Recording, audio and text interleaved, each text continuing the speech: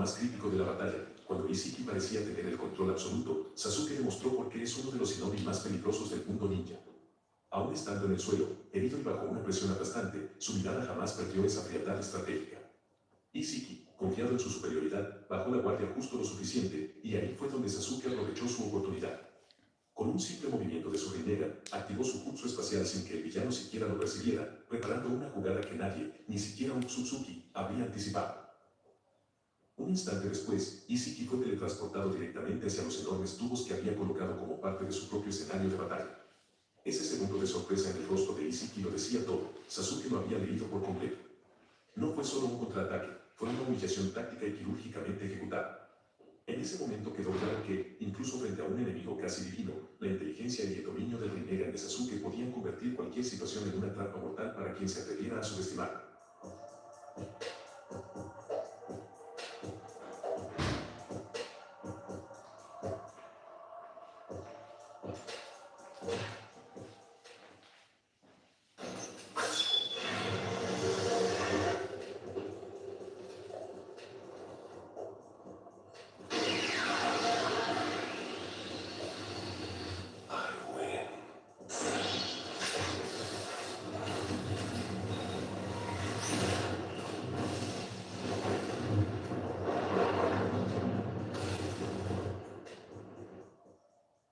Minato Namikaze no solo fue el cuarto Hokage, fue la tormenta perfecta en forma de ninja.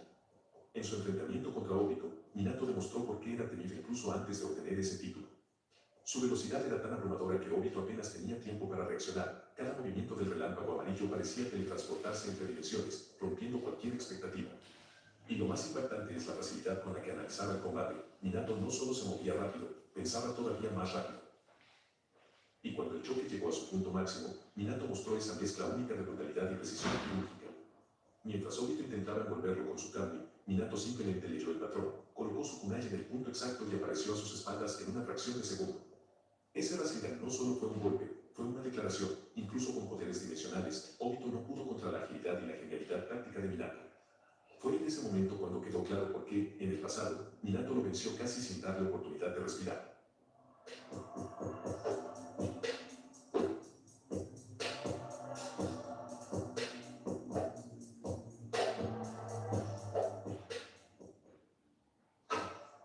El momento que miles de fans habían estado conteniendo la respiración por vivir por fin ha llegado. Aunque aún faltan unos días para el lanzamiento oficial del capítulo 1165 de One Piece, la filtración completa del episodio ya ha sacudido a la comunidad.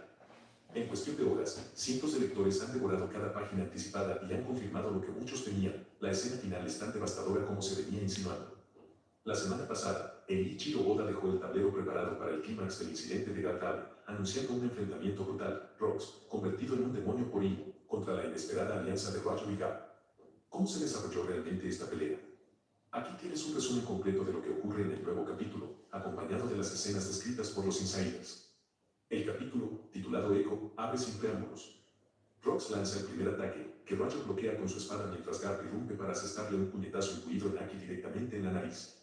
Sus golpes son formidables, pero el poder del Aki de Rox sobrepasa al de ambos, enviándolos volando hasta estrellarse contra las rocas.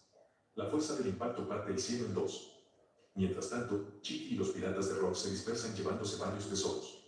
Es el comienzo del fin para la temida tripulación. Roger y Garp se levantan para continuar la batalla y piden a sus aliados que huyan de la isla sin ellos, prometiendo reunirse cuando todo termine. Rox contraataca de nuevo. Garp esquiva con precisión, permitiendo que Roger lo golpee por la espalda con su sable. La cabeza de Sebek atraviesa una roca y, en una secuencia brutal, Garp lo toma por el pie y lo lanza contra un montón de escombros. Durante la ofensiva, ambos se preguntan si existe alguna forma de revertir su monstruosa transformación. Mientras huyen de Gartale, Gloriosa se une a Gavan y a los piratas de Roger. Big Man discute con Kaido, recordándole que le debe una deuda eterna, a lo que él responde que la matará cuando vuelva a verla. Por otro lado, Barba Blanca observa la situación, cuando un hombre llamado Polo Bran, idéntico a Marco y autoproclamado fan suyo, le ofrece sacar la isla con su barco y unirse a su tripulación.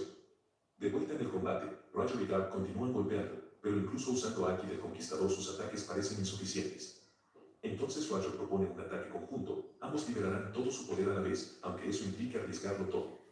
Justo antes de lanzar la ofensiva final, Roger mira el rostro de Rox ahora llorando desconsolado y le confiesa que no sabe qué le ocurrió, pero que comprende su frustración. Roger también rompe en llanto, está a punto de matar a un viejo amigo al que alguna vez respetó. El capítulo culmina con Im usando el cuerpo de Saturn para declarar que Gargamel nunca existió, mientras el narrador confirma que el gobierno mundial y el CP6 borraron todos los registros posibles para eliminar esa parte de la historia. En la viñeta final vemos a Roger y Garp descargando su ataque definitivo sobre Rox, derrotándolo y disipando por completo la oscuridad que lo envolvía. La última página confirma, como ya se había adelantado, que One Piece entra en un nuevo parón programado para que Oda pueda descansar antes de cerrar el flashback de Gargamel por todo lo alto y retomar por fin la historia de Gargamel. Con un capítulo que reescribe la historia del mundo y destroza el corazón de sus propios protagonistas, solo queda una pregunta ardiendo entre los fans. Cuando el manga regrese tras el descanso estaremos preparados para lo que viene.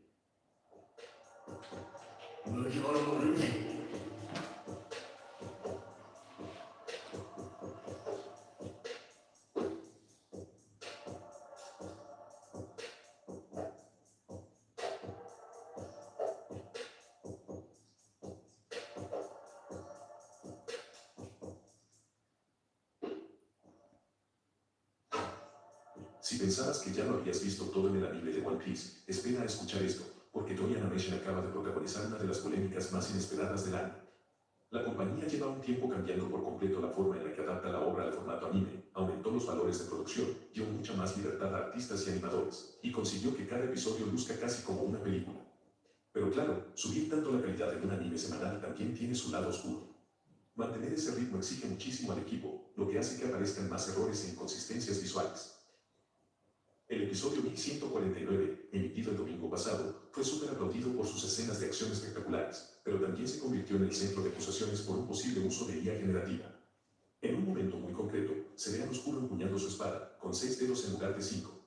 Y este tipo de fallo es justamente uno de los que más se repiten cuando se usa inteligencia artificial para crear imágenes.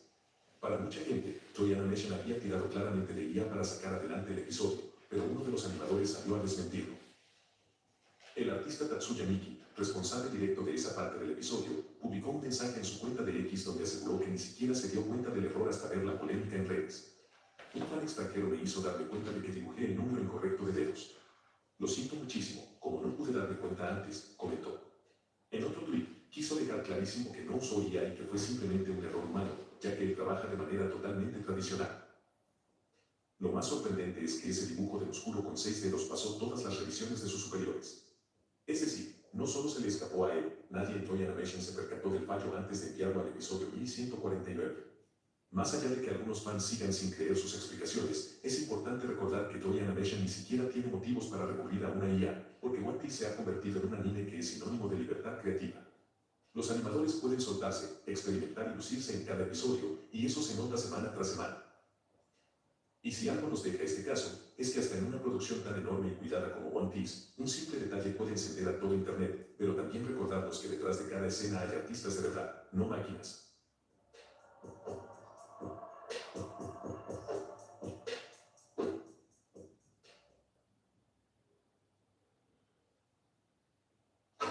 En el archipiélago Sabaody aprendimos que si un Tenryubito resulta herido, se envía un almirante desde el cuartel general de la Marina como castigo por haberse rebelado contra los llamados dioses.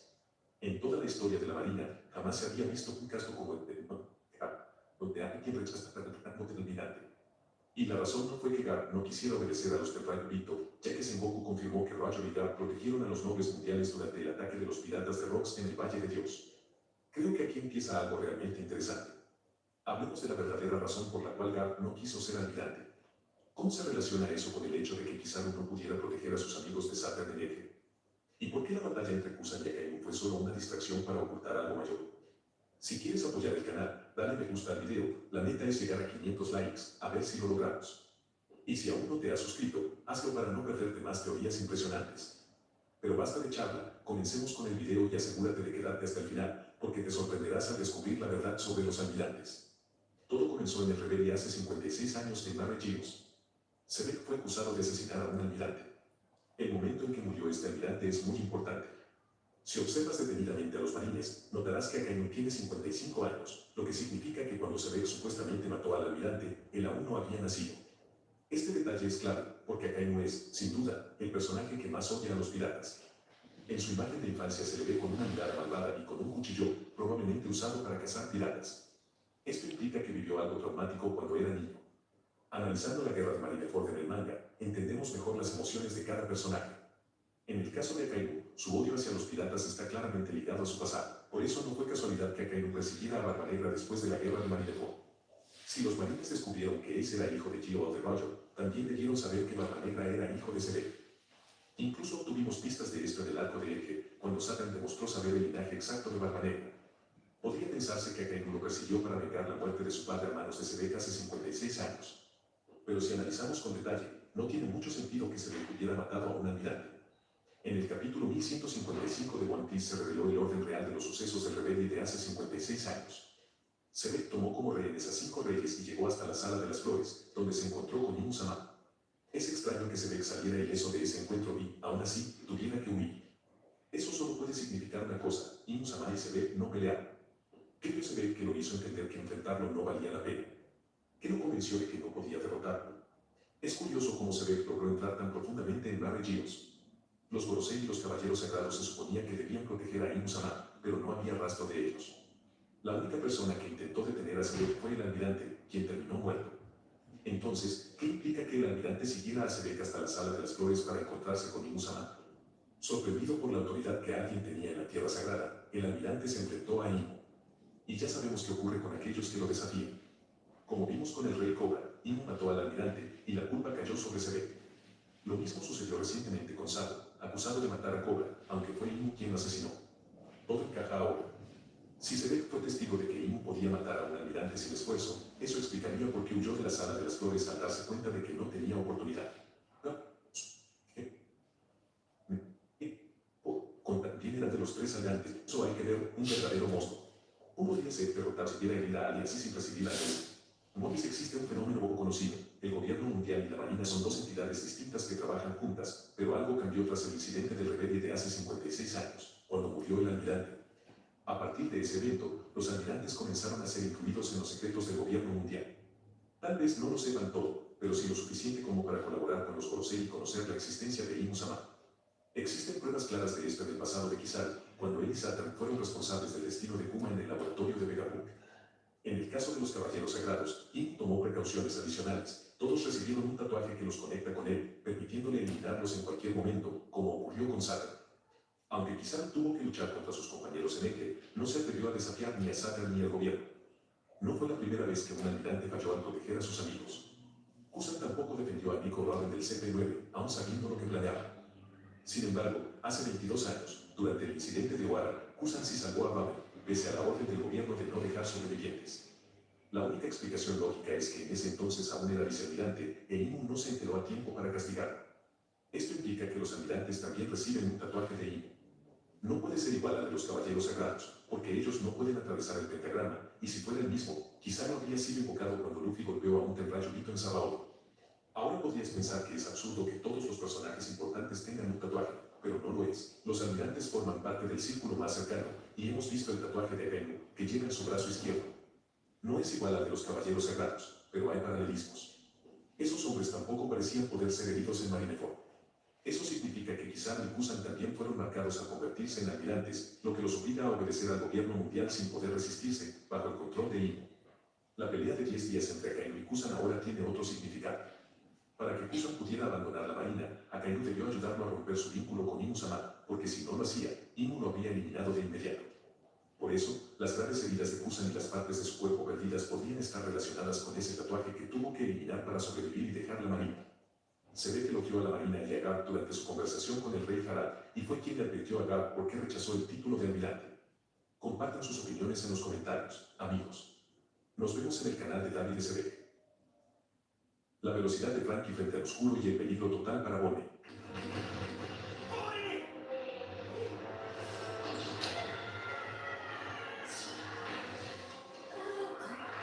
Y así Frankie lanzó su cuerpo al destino como si sus circuitos hubieran sentido el temblor del peligro antes que nadie. Oscuro ya tenía la katana respirando a un suspiro del cuello de Bonnie, un filo tan antiguo que parecía murmurar finales. En ese instante, el cyborg dejó de ser solo un Mugiwara, se convirtió en un relámpago de acero que cortó el tiempo mismo. Superó la velocidad del anciano, quebró la narrativa que ya parecía escrita y arrancó a Bonnie del borde del abismo.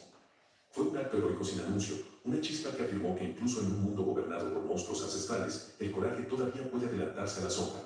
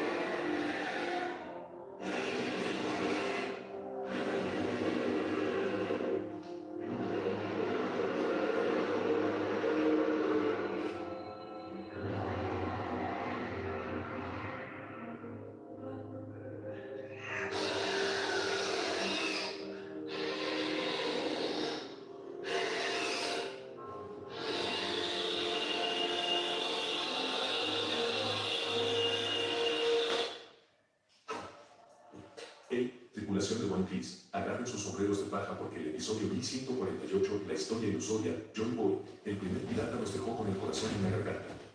Imagínense mientras Vegapunk revela secretos éticos sobre el hundimiento del mundo y el legendario Joy Boy, el caos estalla en Egghead. El Gorosei Saturn, ese monstruo yokai imparable, aparece de la nada y pone sus ojos en Nico Robin, la arqueóloga que tanto odian los del gobierno mundial. Nami, Chopper, Brock, Usopp y Robin se ven rodeados en una situación de puro terror, defendiendo no solo sus vidas sino el legado de la historia que Vegapunk está contando. ¿Podrán los sombreros de paja más débiles enfrentar a un Nether? Esto es One Piece en su máxima tensión y no se lo pierdan. La acción explota cuando Saturn lanza un ataque directo contra Robin, reconociéndola como la que se les escapó en Wano. Nami, siempre la capitana en las sombras, reacciona al instante, empuja a Robin fuera del camino de las garras mortales del Elder y grita invocando a Zeus para que descargue un rayo masivo que bloquea el impacto inicial, dándoles preciosos segundos. Chopper, en su forma Guardpoint, se transforma en un escudo viviente y recibe de lleno un zarpazo de Saturn, tancando el daño con su pelaje reforzado para que el grupo no sea arrollado de inmediato. Brock, el esqueleto más cool del mar, saca su espada con seriedad mortal y corta de un tajo una de las patas del yokai, demostrando que su yogo esconde un filo letal que hace tambalear al gigante. Usopp, el rey de la improvisación, no se queda atrás, dispara ráfagas de balas explosivas desde su kabuto, impactando en el cuerpo de Saturn y creando distracciones explosivas que lo obligan a retroceder un paso. Y Robin, aunque es el blanco principal, usa sus flores demoníacas para inmovilizar temporalmente las extremidades del enemigo, mostrando por qué es la clave de todo este giro histórico. Pero en One Piece, la victoria no siempre es un knockout, a veces es sobrevivir lo suficiente para que el destino gire.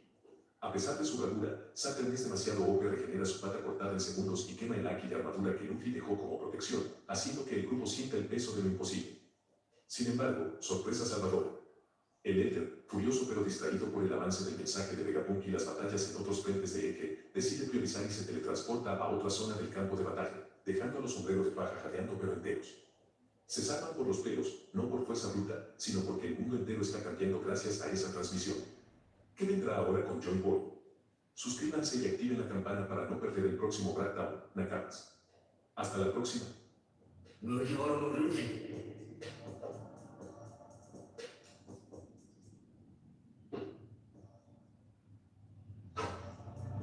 ¿Y si te dijera que Chopper no solo entiende a los animales, sino que siente el mundo como uno de ellos? Desde su primera aparición, Tony Chopper ha sido más que el médico del Thousand Sunny, es un puente entre el reino humano y el animal.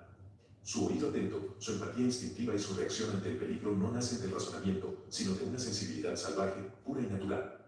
Chopper no solo interpreta las emociones de los demás, las percibe con una profundidad que ningún humano podría alcanzar, como si cada latido, cada mirada y cada gesto hablaran un idioma secreto que solo él puede entender.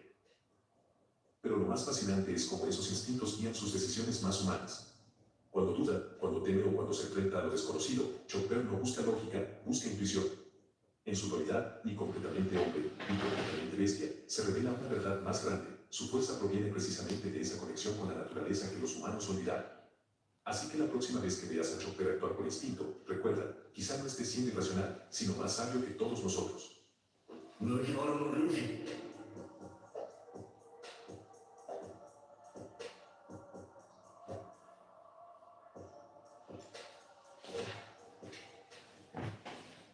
Doflamingo se prepara para mudarse a Barry Ginos. もしペロダウンに海水が流れ込んだらどうする？みんなで引っ越すか？高い場所へよ。Hey Nakama, hoy te traigo una movida que va a hacer que te replantees todo el mar del mundo de One Piece, porque cuando el genio loco Dr. Vegapunk lanza su último comunicado al planeta, y el astuto Don Quijote Doflamingo, desde su celda, reacciona con esa sonrisa torcida de ya lo sabía, el universo entero tiembla. Primero, la bomba de Vegapunk estalla en todas direcciones, revela que hubo un reino antiguo, que se desató una guerra masiva en la Royal Century, y que las armas ancestrales provocaron que el nivel del mar subiera unos 200 metros, sumergiendo continentes enteros. Añade que esa guerra jamás terminó, que las armas aún existen, y que ahora ese poder dormido podría volver a despertarse, y justo en ese momento. Doflamingo, aguardando en su prisión, suelta algo así como, quizás sea hora de que los que ríen al final empiecen a marcharse al terreno más alto. Mírate su comentario sobre que la subida del mar no es de 5 metros sino algo mucho más grave. Ahora mi comentario directo, esto es mucho más que un giro argumental, es la redefinición del tablero. Vegapunk no solo avisa de una catástrofe global, está señalando un mundo que ha sido manipulado, ocultado, edificado sobre el miedo y la ignorancia, y Doflamingo lo sabe, su reacción no es de shock, es de satisfacción venenosa. El sistema que construyó le dio poder, y ahora ese sistema está en peligro porque la verdad sale a la luz. Para nosotros como espectadores, la pregunta cambia de quién encontrará el tesoro, a quién controlará la verdad, y si el mundo real nos permite una analogía. Cuando los que detentan el poder manipulan la historia, se convierten en arquitectos del olvido, pero cuando los que han sido silenciados comienzan a hablar, la marea cambia.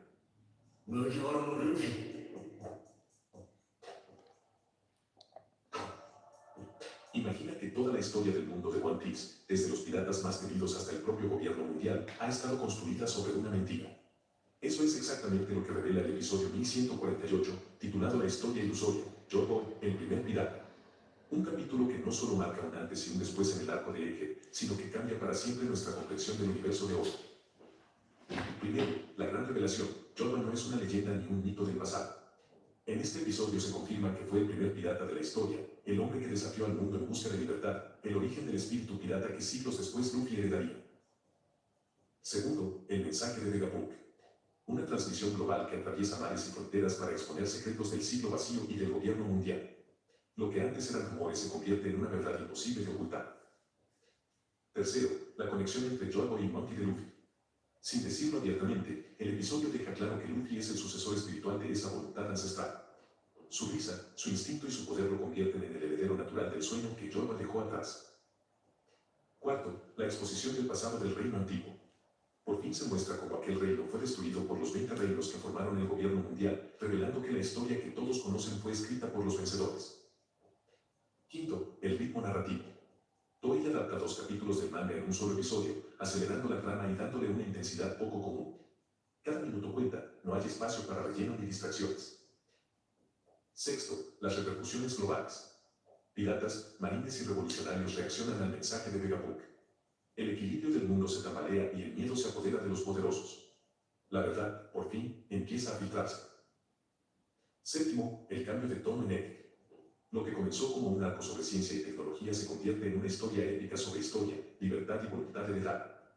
Egghead ya no es solo una isla, es el punto donde el pasado y el futuro chocan. Octavo, la luz que arroja sobre los grandes misterios. Los poneglyphs, el ciclo vacío y el One Piece mismo empiezan a encajar en un panorama mucho más grande.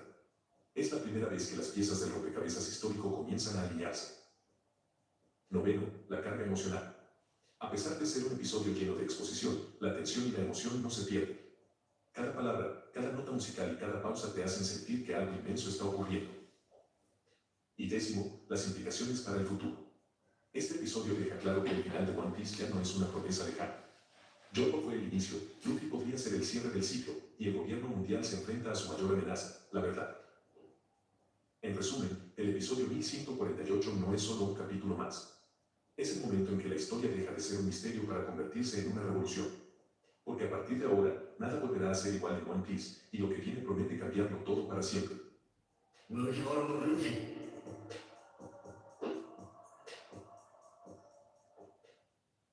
Imagina que un día despiertas y el mundo entero está temblando no por una guerra ni por un desastre natural, sino por una voz. Una sola voz transmitida al planeta entero. Así comenzó todo. Yo lo recuerdo como si fuera hoy, la señal de los Tandem-Mashi resonando en cada rincón del mar, las islas, los castillos, los barcos. Todos detuvieron lo que hacían. El ruido del mundo se apagó y una imagen apareció frente a todos, la del hombre más inteligente del planeta, el Dr. Vegapunk. Su mirada era distinta, cansada, casi resignada. Y entonces habló. Hay verdades que ya no pueden ser ocultadas. Nadie entendía lo que venía. Ni siquiera los que estaban en Egghead, el epicentro del caos. Vegapunk comenzó a contar la historia que, según él, no era una teoría ni una fábula, sino la historia real del mundo. Hace más de 900 años, dijo, existió un gran reino, un imperio tan avanzado que su tecnología superaba incluso la del presente. Su nombre se había perdido con el tiempo, pero su huella seguía viva, enterrada bajo siglos de mentiras. Mientras su voz se escuchaba, los reinos del gobierno mundial se estremecían. Los nobles temblaban. Los piratas se reían incrédulos. Y en los mares más lejanos, los ancianos que aún recordaban fragmentos de viejas leyendas comenzaron a llorar. Vegapunk habló del siglo vacío, un periodo borrado de los registros. Y por primera vez, alguien lo decía sin miedo. Ese siglo, dijo, fue el escenario de la guerra más devastadora que el mundo había conocido. Una guerra que enfrentó a aquel gran reino contra una alianza de 20 reinos, los mismos que luego fundarían el gobierno mundial. Pero la parte que congeló la sangre de todos fue cuando reveló que esa guerra no se libró solo con espadas o flotas, sino con armas capaces de alterar la misma naturaleza. Armas que podían hacer temblar el suelo y hundir continentes. Y entonces dijo algo que cambió todo. La catástrofe que transformó el mundo no fue obra de la naturaleza. Fue una decisión humana. En ese instante, millones comprendieron lo que eso significaba. Las islas que se perdieron bajo el mar, los climas caóticos, los océanos sin fin, todo era consecuencia de esa guerra. Y las armas antiguas, las mismas de las que hablaban los mitos, habían sido reales. Yo no podía apartar la vista. Cada palabra caía como un golpe. Vegapunk explicaba que el mar no siempre había dominado la superficie, que una vez hubo vastos continentes, ciudades unidas por una red de energía pura, y que la tecnología de aquel tiempo se alimentaba de una fuente llamada Mother Flame. Una energía capaz de alimentar el mundo o destruirlo por completo. En ese momento, las cámaras mostraron rostros en todo el planeta. Los reyes del Consejo Mundial estaban petrificados. Los almirantes en los cuarteles no podían decidir si cortar la señal o seguir escuchando. Y en el countdown, incluso Doflamingo reía. Así que por fin se rompió la máscara, murmuró. Vegapunk siguió hablando. Dijo que Yorba no fue un héroe solitario, sino el símbolo de aquel reino, el portador de una promesa que nunca se cumplió. Una promesa hecha a los pueblos del mar, a los gigantes, a los Mink, a todos los que habían sido perseguidos. Yorba había querido unirlos a todos, pero fue derrotado. Y con su derrota, comenzó la era del olvido. La transmisión fue interrumpida varias veces. Los satélites de Vegapunk intentaban mantenerla viva mientras los Gorosei, desde Barrechiros, daban la orden de eliminar toda señal. Pero era tarde. La verdad ya había cruzado los mares. Y entonces, Vegapunk dijo algo que nadie esperaba. Yo también soy culpable. Confesó que había recreado parte de esa tecnología, que había usado la energía del Motherframe sin entender de todo sus consecuencias. Y que esa fue la causa de la desaparición de Rusia.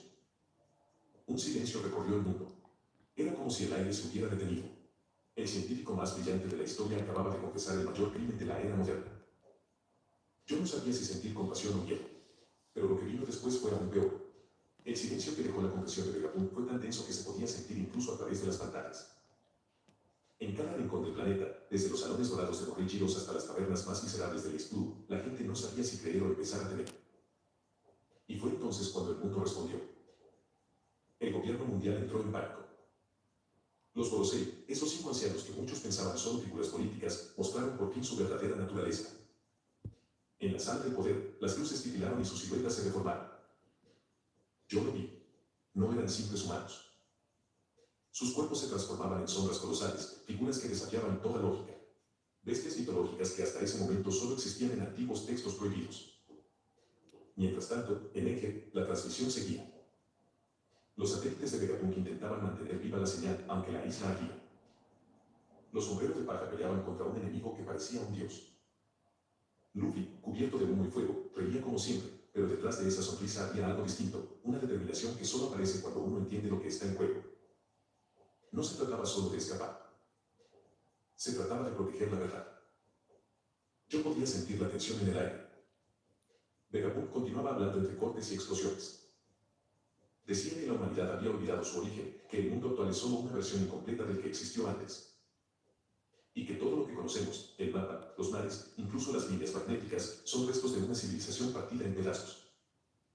El viejo científico hablaba de un proyecto que el Gran Reino había intentado concretar antes de su caída, unificar el mundo, no bajo un gobierno, sino bajo conocimiento compartido. Y ahí comprendí el verdadero miedo del gobierno mundial. No temen a las armas, temen a la memoria. Los Gorosei decidieron actuar. En un instante, las órdenes se esparcieron como fuego. Las flotas avanzaron hacia él. Saturno, uno de ellos, descendió personalmente, su presencia bastó para que la isla entera temblara. Los cielos se tiñeron de rojo, los mares se abrieron, y la energía del Motherflame comenzó a despertar. Era como si el planeta entero quisiera borrar a Vegapunk de su superficie.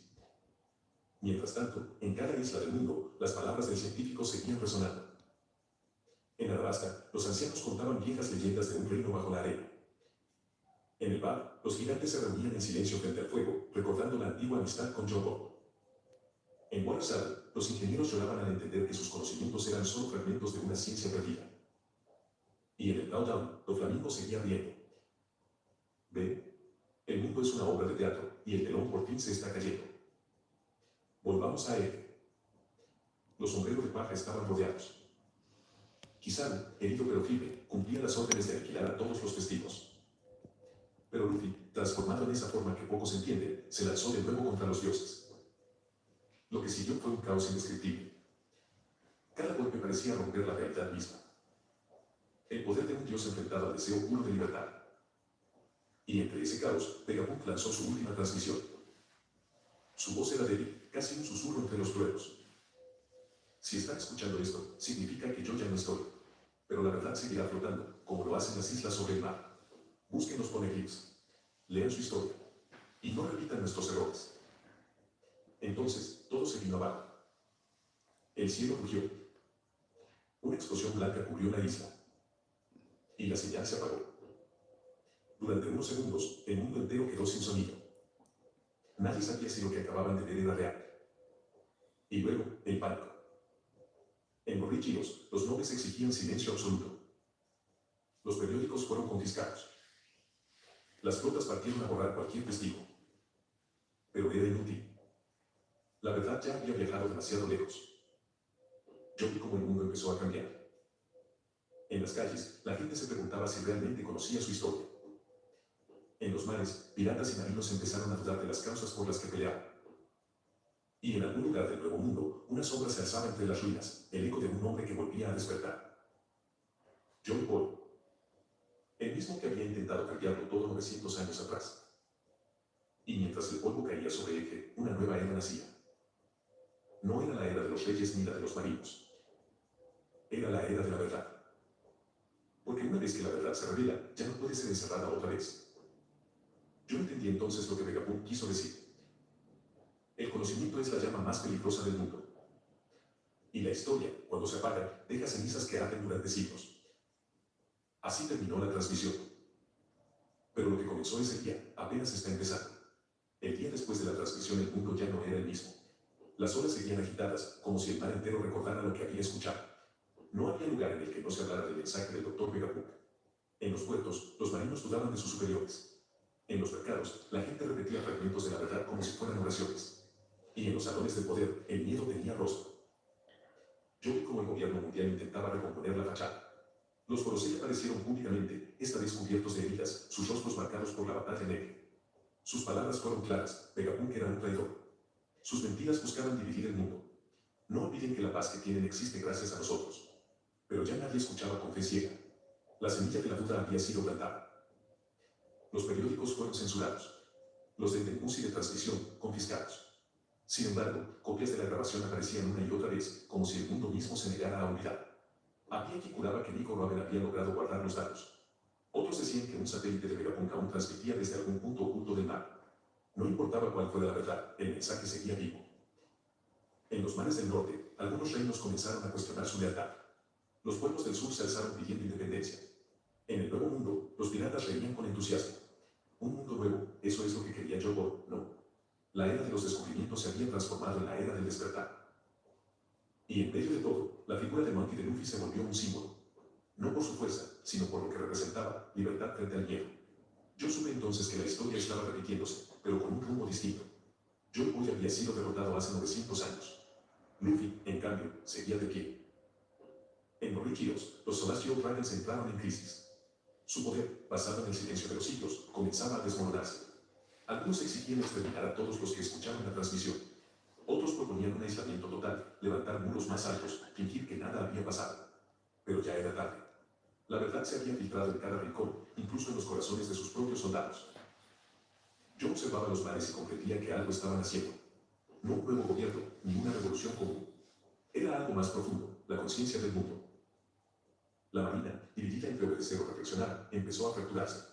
Aokiji desapareció sin dejar rastro. Kizaru, herido en cuerpo y espíritu, fue visto observando el horizonte en silencio. Y los nombres de los que alguna vez se consideraron leyendas se convirtieron en rumores, en sombras de un sistema que ya no podía sostenerse. Mientras tanto, en las profundidades del Prouddown, un murmullo resonaba. Doflamingo, aún encadenado, sonreía. Los hilos del mundo vuelven a moverse, y nadie sabe quién los está manejando ahora. Su risa resonó en los muros húmedos como un presagio. Vegapunk había muerto, sí, pero su voz no. Su mensaje continuó viajando, repitiéndose en fragmentos, en eco, en sueños. Había logrado lo que ningún guerrero, rey o pirata había conseguido, cambiar la conciencia colectiva del planeta. Los sombreros de paja, por su parte, desaparecieron entre los escombros de Ege. Nadie sabía a dónde fueron. Algunos decían que el Thousand Sunny fue visto rumbo al oeste, otros juraban que se hundió junto con la isla. Pero los que de verdad entienden el espíritu de ese barco sabían una cosa, ellos no habían caído, solo estaban preparándose para lo que venía. Porque lo que venía era el comienzo de una guerra que no se pelearía con cañones, sino con verdades. El mundo, por primera vez, empezaba a recordar. Yo pensé en las palabras finales de Vegapunk: cuando comprendan quiénes fueron, entenderán quiénes deben ser. Y comprendí que ese era el verdadero legado del siglo vacío, no la destrucción, sino la esperanza de que alguien, algún día, tuviera el valor de contar la historia completa. Desde entonces, el viento sobre el mar cambió de todo. Los de Musi transmitían menos órdenes y más preguntas. Los piratas dejaban de buscar solo tesoros, empezaban a buscar respuestas. Y cada vez que una tormenta azotaba el mar, alguien decía que era el mundo despertando de su largo sueño. Así fue como terminó la era del silencio. Y comenzó la era del despertar. Una era donde las mentiras se hunden y la verdad flota. Porque, al final, eso es One Piece. Un viaje, sí, pero también un espejo. Un recordatorio de que incluso en un mundo hecho de mitos, la verdad siempre encuentra su camino. Han pasado semanas desde aquel día. Y aún siento el eco de la voz de Vegapunk en el aire. Es curioso, cuando el mundo cambia, no lo hace con ruido, sino con un silencio distinto. Ya nada suena igual. Ni el mar, ni el viento, ni siquiera las risas de los hombres libres. Todo tiene un peso nuevo. El peso de saber. Los reinos que una vez se inclinaban ante los dragones celestiales comenzaron a mirar hacia el horizonte. Ya no esperaban órdenes, esperaban respuestas. Y las preguntas eran más poderosas que cualquier arma. ¿Quiénes somos? ¿De dónde vino todo esto? ¿Por qué el cielo y el mar están divididos por mentiras? Los arqueólogos volvieron a excavar ruinas que el gobierno había prohibido por siglos. Los pueblos del mar salieron de las profundidades. Los gigantes retomaron su canto. Y en cada rincón del mundo, una chispa se encendía. La chispa del recuerdo. Yo viajé por esos mares, observando cómo la humanidad despertaba. Vi barcos piratas izando velas con símbolos nuevos, no para saquear, sino para buscar la historia perdida. Vi marinos renunciando a sus rangos, diciendo que ya no podían obedecer a un gobierno que tenía la verdad. Y entre ellos, nombres conocidos comenzaban a reaparecer. Reinos aliados, piratas legendarios, incluso aquellos que habían sido enemigos mortales. Todos empezaban a comprender que, en el fondo, habían sido piezas del mismo tablero. Y en el corazón de todo ese cambio, estaba él. Monkey D. Luffy. El hombre que reía incluso frente a los dioses. El que había desafiado al mundo y, sin darse cuenta, lo había movido. Algunos dicen que desapareció en una isla sin nombre. Otros aseguran que sigue navegando, que el viento mismo responde a su voluntad. Nadie lo sabe con certeza. Pero todos lo sienten. Porque cada vez que el mar ruge o que una nueva bandera ondea, se escucha una carcajada lejana. Una risa libre, pura. La risa del hombre que heredó el sueño de John. Y es que el mundo no volvió a ser el mismo. Ni debía serlo. Las mentiras habían sostenido siglos de control. Pero la verdad es un huracán que no puede detenerse. A veces pienso que eso era lo que el gran reino quiso dejar atrás. No su poder, ni su tecnología, sino su voluntad. La idea de que el conocimiento debe pertenecer a todos. Que la libertad sin verdad es solo una ilusión. Y que un día alguien rompería el ciclo. Vegapunk lo entendió tarde. John Boy lo intentó hace siglos. Pero Luffy lo vivió sin saberlo. Su viaje no fue solo por encontrar un tesoro, sino por recordarle al mundo que la libertad no se encuentra, se crea. Y ahora, el mar está lleno de promesas. Los devuelven a resonar como antiguas campanas. Las estrellas se reflejan en el agua como si celebraran el regreso del amanecer. Y el One Piece, ese nombre que durante tanto tiempo fue un misterio, ya no es solo un tesoro. Es la unión del mundo. El reencuentro de todo lo que fue separado. La pieza que faltaba para que el mundo volviera a ser uno solo. Yo no sé cuánto tiempo pasará antes de que esa visión se haga realidad. Pero sé esto. El cambio ya empezó. Y una vez que el mundo abre los ojos, no vuelve a dormir. Así que cada vez que mi barco corta el horizonte, cada vez que el viento sopla distinto, recuerdo esas palabras que sellaron el destino de una era. La historia siempre encuentra su camino. Y sonrío. Porque sé que en algún lugar, mientras el